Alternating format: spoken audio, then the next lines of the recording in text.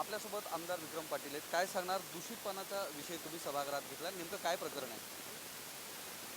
पनवेलमध्ये जी घटना काही दिवसांपूर्वी घडली की ज्यामध्ये ज्या गोमातेचं आम्ही पूजन करतो, गोवंश टिकला पाहिजे, वाढला पाहिजे, संरक्षण व्हायला पाहिजे, यासाठी आम्ही प्रयत्न करतो. राज्यातलं सरकार संवेदनशील पद्धतीने या विषयात काम करते. जेव्हा भाऊंचं सरकार असेल, आदरणीय मोदीजींचं सरकार असेल, गोवंश विषयात खूप चांगलं काम करतं. आणि त्यामुळे गोसेवा आयोगाची स्थापना करून त्या ठिकाणी एक वेगळा आदर्श घालणारं आमचं सरकार आहे. हे असताना एका बाजूला सिडकोचे अधिकारी मात्र या सगळ्या विषयाला गालबोट लावण्याचं काम करतात. म्हणजे सिडकोचं डम्पिंग ग्राउंड हे ज्या घोट गावामध्ये, त्याच्या आजूबाजूच्या परिसरामध्ये आहे, त्या ठिकाणी अशी घटना घडली की त्या डम्पिंग ग्राउंडमधून बाहेर येणारं लिचेड, त्याचं सगळं पाणी, विषारी द्रव्य ही इतक्या मोठ्या प्रमाणावर बाहेर येतात आणि संपूर्ण गावाच्या गावं दूषित करण्याचं काम चाललं.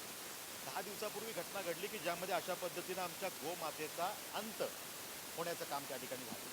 आणि एका गोमातेचा अंत झाला नाही, तर 40 गायी होत्या. त्याच्यापैकी 19 जणांनी ते पाणी पिलं आणि त्यातल्या 19 जणांना विषबाधा झाली. त्यातल्या 7 गायी जागेवर दगावल्या आणि त्यातल्या 2 गायी या गर्भधारित होत्या. त्याला आपण त्यांची आता डिलिव्हरी होईल अशी स्थिती होती, गर्भधारणा झालं होतं. मग हे चित्र किती विदारक आहे. जर का अशा पद्धतीने हे सगळं चित्र असणार आहे, तर आम्ही त्या ठिकाणी मागणी केली की सिडकोचे जे कोणी अधिकारी यात बदमाशी करतात, त्या ठिकाणी निग्लिजन्स दाखवतात, त्यांच्यावरती कारवाई केली गेली पाहिजे, ही मागणी आम्ही त्या ठिकाणी केली. आणि हेच सगळं पाणी त्या ठिकाणी हे पाणी आहे की ज्यात हे विषारी द्रव्य मोठ्या प्रमाणावर मिसळली जातात आणि हे पाणी पिल्यामुळे त्या गायींचा अंत झालेला आहे. आणि त्यामुळे हे पाणी जेव्हा आजूबाजूच्या जलस्रोतात, तलावात मिसळलं जातं, त्यावेळेला त्या सगळ्या मानवी जीवनावर त्या वस्त्यांवरती, त्यांच्या आरोग्यावरती परिणाम होतोय. आणि त्या ठिकाणी कॅन्सरचं प्रमाण वाढतं आहे, TB सारखे रोग होत आहेत, श्वसनाचे वेगवेगळे आजार होत आहेत, त्वचेचे असे रोग होत आहेत की त्या ठिकाणी निदान होत नाही डॉक्टरला की काय रोग आहे. असं जर का घटना असतील तर ते दुर्दैवी आहे. त्यामुळे हे पाणी जर पिऊन आमच्या गायी दगावणार असतील, आमचे मानवी जीवन संपणार असेल, सिडकोचे अधिकारी हे पाणी पितील का, माझा प्रश्न आहे. पिऊन दाखवावं त्यांनी. MPCBचे अधिकारी हे पाणी पितील का, प्रश्न आहे. आणि जर नाही पिऊ शकत तर तुम्ही हे पाप का करताय, हा माझा प्रश्न त्या ठिकाणी आहे. आणि त्यामुळे या सगळ्या विषयाची चौकशी व्हायला पाहिजे, ही मागणी मी केली. जे काही अधिकारी सिडकोचे असतील, दुसऱ्या डिपार्टमेंटचे असतील, त्यांच्यावरती निलंबनाची कारवाईसुद्धा व्हायला पाहिजे. आणि त्याचबरोबरीनं त्या विषयामध्ये त्यांना गुन्हे दाखल होण्याची कारवाई व्हायला पाहिजे, ही मी मागणी केली. त्यामध्ये मला सकारात्मक उत्तर मिळालं. आपण जो विषय घेतला तो निश्चितच गंभीर विषय आहे. एकटं पनवेलच्या ठिकाणच्या डम्पिंग ग्राउंडची अवस्था नाही, महाराष्ट्रातले जेवढे डम्पिंग ग्राउंड आहेत त्याच्यावर हीच अवस्था आहे. याच्यामध्ये त्या ठिकाणचा जो कचरा आहे त्याच्यामुळे होणारं प्रदूषण आहे, ज्याच्यामुळे जनावरं दगवतात. त्याच्यातलं एक ताजं उदाहरण मे महिन्यातलं आहे, ज्याच्यामध्ये जैसलमेरमध्ये जवळपास 500 जनावरं ह्याच डम्पिंग ग्राउंडवर दगावली होती. एकीकडं गाईला गोमाता म्हणायचं आणि दुसरीकडं सरकारचं ही जर नीती असेल तर ह्या डम्पिंग ग्राउंड संदर्भात स्वरूपी तोडगा निघणं अपेक्षित आहे की नाही? 100% हे होणं अपेक्षित आहे. पण हे करताना ही जी काही नियोजन प्राधिकरण असतात, हे बदमाशी करतात. जर का एखादी नागरी वस्ती आहे तर त्या नागरी वस्तीपासून 2-5 किलोमीटर बाहेर हा प्रोजेक्ट करता येईल. सिडकोसारखी अथॉरिटी आहे की ज्याच्यामध्ये हजारो हेक्टर जमीन सरकारकडनं फुकट घेतली, मोफत घेतली. गरिबांच्या जमिनी लाटल्या का कवडीमोल भावानी. मग जर का एवढी जमीन तुमच्याकडे आहे तर शहरापासून 10 किलोमीटर बाहेर हा प्रोजेक्ट करू शकत नाही का? पण बदमाशी आहे. त्यामुळे गावाच्या लगत हा प्रोजेक्ट केला. बरं, तेवढं करून ते थांबले नाहीत, तर स्वतः सिडको जे काही आता गरिबांसाठी घरं बांधते EWS LIGसाठी, ती पण या डम्पिंग ग्राउंडच्या बफर झोनमध्ये बांधले आहेत. हे सुद्धा पाप केलं आणि ती घरं लॉटरी करून विकली आहेत. म्हणजे अशा पद्धतीनं जर आपण वागणार असाल तर ते सहन करण्यासारखं नाही आहे. म्हणजे किती पाप असावं की ह्या पाण्याचे जे आम्ही सॅम्पल्स घेतले त्यात हे रिपोर्ट्स आलेत की TDS हा 500पर्यंत असू शकतो मान्य, 7000 TDS, 14 पटीनं जास्त. त्या ठिकाणी COD जो असला पाहिजे तो 250पर्यंत अलाउड आहे, 816 आहे, 3.5 पटीनं जास्त आहे.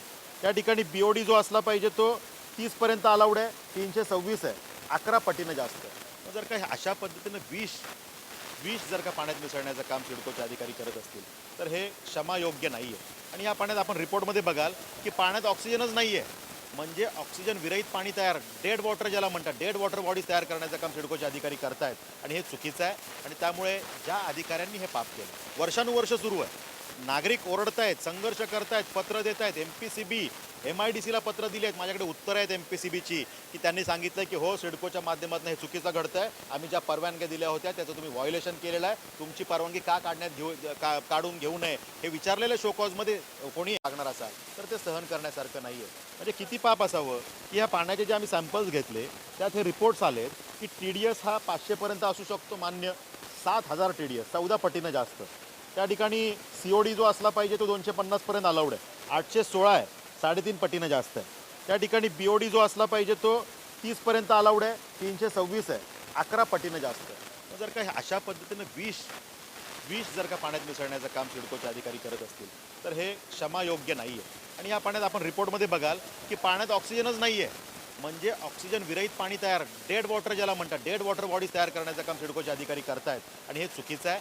आणि त्यामुळे ज्या अधिकाऱ्यांनी हे पाप केलं वर्षानुवर्ष सुरू आहे. नागरिक ओरडतायत, संघर्ष करतायत, पत्र देत आहेत. MPCB, MIDCला पत्र दिली आहेत. माझ्याकडे उत्तर आहेत MPCBची की त्यांनी सांगितलं की हो, सिडकोच्या माध्यमातून हे चुकीचं घडतंय. आम्ही ज्या परवानग्या दिल्या होत्या त्याचं तुम्ही व्हायोलेशन केलेलं आहे. तुमची परवानगी का काढून घेऊ नये हे विचारलेलं शोकॉजमध्ये कोणी MPCBनी. मग जर का तुम्ही सगळ्या गोष्टींचं व्हायोलेशन केलं तर तुम्ही त्या ठिकाणी तुमच्यावर गुन्हे दाखल व्हायला पाहिजेत. हा सरळ विषय आहे. आणि त्यामुळे जे पाणी त्या सगळ्या सिडकोच्या ह्यातनं येतं ते लिचडयुक्त पाणी नदीत सोडण्याचं काम सिडकोचे अधिकारी करतात. अरे, प्रायव्हेट कंपनीनी केलं तरी आम्ही ओरडतोय, त्याच्यावरती आम्ही संघर्ष करतोय. पण ठीक आहे, प्रायव्हेट आहे, थोडीशी बदमाशी करतात, आम्ही समजू शकतो की कारवाईची मागणी करून काही होईल. पण गव्हर्नमेंट बॉडी असलेले सिडकोचे अधिकारी जर हे करतील तर दाद कोणाकडे मागायची. आणि त्यामुळे आम्ही आज मागणी केली. मला सकारात्मक उत्तर मिळालं. या सिडकोच्या अधिकारी जे ह्यात दोषी आहेत, कचरा विषयाचे जे अधिकारी आहेत, त्या सगळ्यांवरती कारवाईची मागणी. आणि जो कोणी कंत्राटदार आहे की जो चुकीच्या पद्धतीने हे सगळं करतोय, कचऱ्याची विल्हेवाट लावण्याची काही पद्धत आहे. त्यांनी सांगितलं विंडरो पद्धतीने आम्ही कचऱ्याची विल्हेवाट लावतो. तर कुठली विंडरो पद्धत?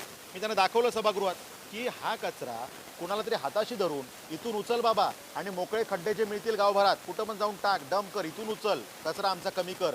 अशा पद्धतीनं गाडीमागे 3,000 5,000 रुपये देऊन त्या कचऱ्याची विल्हेवाट लावण्याचं स्कॅम चाललं आहे. हे सगळं रॅकेट आहे. आणि त्यामुळे या विषयामध्ये त्या ठिकाणी मी मागणी केली की या कंत्राटदारावर सुद्धा गुन्हे दाखल व्हावे. सत्ताधारी पक्षात आहात आणि एकूण जर पाहिलं तर आपण घेतलेला विषय पण तितकाच गंभीर आहे. आपण ज्या पद्धतीने सांगितलं की सिडकोचे अधिकारी ज्या पद्धतीनं मुजुरी करतात हे आपण निदर्शनास आणून दिलं. मात्र ही एका ठिकाणची स्थिती नाही आहे. बऱ्याच ठिकाणी म्हणजे महाराष्ट्रातील प्रत्येक जिल्ह्यामध्ये अवस्था आहे. MIDCचं जे वेस्ट वॉटर असते, वेस्ट मटेरियल असतं, ज्याला बायो वेस्टेज म्हणतो आपण, त्याची विल्हेवाट लावण्याची कुठेही व्यवस्था नाही. प्रदूषण महामंडळ नावालाच राहिले. प्रदूषण महामंडळाचे अधिकारी आणि MIDCचे अधिकारी यांचं संगनमत आहे. कोणत्याच कारखान्याला ही वेस्ट बायोवेस्टची व्यवस्था करण्यात आली नाही आणि थेट हे इतर नाल्यांमध्ये आणि नदीपात्रात सोडलं जातं, ज्याच्यामुळं माशांचं सुद्धा मोठ्या प्रमाणात मृत्यू होतं. याच्यावर कुठंतरी आळा बसावा, या संदर्भात शासनाकडून कठोर कायदा होणं अपेक्षित आहे की नाही, त्या संदर्भात सभागृहात प्रश्न उपस्थित करणार आहेत आपण. या विषयाचा खरं तर पाठपुरावा करावा लागणार आहे. कारण वर्षानुवर्ष ही एक वाईट सिस्टम तयार करण्यात आलेली आहे. आणि जेवढ्या MIDCs आहेत त्याच्यामध्ये मोठ्या मोठ्या कंपन्या, ज्या रिनाऊंड कंपन्या आहेत, त्यांचंसुद्धा पाणी या जलस्रोतांमध्ये येतं. ही वस्तुस्थिती आहे. पनवेलला आमच्या तळोजा MIDCमध्ये हायकलसारखी कंपनी, VFF सारखी कंपनी, मोठ्या मोठ्या कंपन्या आहेत की ज्यांची नावं घेतली तर आपल्याला वाटेल अरे एवढ्या मोठ्या कंपन्या अशा बदमाशी करतात का. थेट कुठलीही प्रक्रिया न करता पाणी जलस्रोतात सोडत आहेत. त्यामुळे या विषयामध्ये खरं तर संघर्ष करावा लागणार आहे, पाठपुरावा करावा लागणार आहे. पण तो पाठपुरावा करून ह्यात जो काही योग्य निर्णय करून घ्यायचा आहे तो आम्ही करून घेऊ, जेणेकरून हे जलस्रोत सुरक्षित राहिले पाहिजे, शुद्ध राहिले पाहिजे. NGT सारख्या अथॉरिटीज त्या ठिकाणी ओरडत आहेत, निर्देश देत आहेत, ताशेरे ओढत आहेत, पण त्या ठिकाणी काही गोष्टी घडताना दिसत नाहीत. त्यामुळे या विषयात थोडंसं आमच्यासारख्या लोकप्रतिनिधींना आक्रमक व्हावं लागेल. आणि सरकार म्हणून त्या ठिकाणी अधिकारी बदमाशी करत असतील तर त्यांना जी भाषा समजते ती बोलावी. नमामि गंगेच्या माध्यमातून सरकारनं नद्यांचं प्रदूषण निर्मूलनाचा कार्यक्रम हाती घेण्यात आला होता. मात्र हा कार्यक्रम सुद्धा कुठेतरी थंड बसत्यात गेला पाहायला मिळेल. सुरुवात नाशिकमधनं झाली होती. गोदावरी नदीपात्र शुद्धीकरणाची मोहीम हाती घेण्यात आली होती. ती नंतर नांदेड या ठिकाणी घेण्यात आली. मात्र ही सगळी प्रक्रिया जो आहे ती थंड बसत्यात गेली. तुम्ही ह्या प्रक्रियेला पुन्हा पूर्ववत सुरू करण्यासंदर्भात मुख्यमंत्र्याकडे काही प्रस्ताव सादर करणार आहात?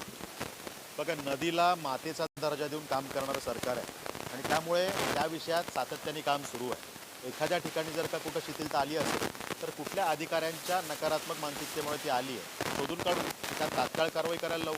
पण नद्यांचं शुद्धीकरण हे त्या ठिकाणी प्रक्रिया आपण ताकदीनं करतोय. त्या ठिकाणी मोदीजींनी ज्या पद्धतीनं देशभरामध्ये ही मोहीम राबवली आणि त्यामुळे संपूर्ण देशात आज याची एक वेगळी स्थिती बघायला मिळते. सकारात्मक स्थिती नदी विषयात आपल्याला बघायला मिळते. अनेक नद्या शुद्ध झालेल्या बघायला मिळते. महाराष्ट्रात सुद्धा आपल्याला ते बघायला मिळेल. आता जी काही नाशिक भागामध्ये आपण कुंभचं आयोजन होतं आहे त्या माध्यमातून त्या भागात तर चांगल्या पद्धतीने या विषयात काम सुरू आहे. मागच्या अधिवेशनामध्ये त्या सगळ्या नद्यांमध्ये मालेगाव आणि परिसरामधून येणारं रक्तमिश्रित पाणी कसं सोडलं जातं, कत्तलखान्यातून कशा पद्धतीनं ते सगळं